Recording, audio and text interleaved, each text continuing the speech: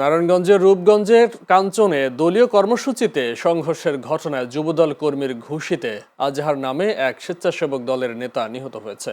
এ সময় আহত হয়েছেন আরও ৩ জন। শুক্রবার সন্ধ্যায় রূপগঞ্জের কাঞ্চন পৌরসভার ৩০ কাহনিয়া এলাকায় এ ঘটনা ঘটে। স্থানীয়রা জানান, শুক্রবার সন্ধ্যায় কাঞ্চন পৌরসভার ৯ নম্বর ওয়ার্ড বিএনপির দলীয় কার্যালয়ে ওয়ার্ড বিএনপি ও অঙ্গ সংগঠনের নেতাকর্মীরা আলোচনায় বসে।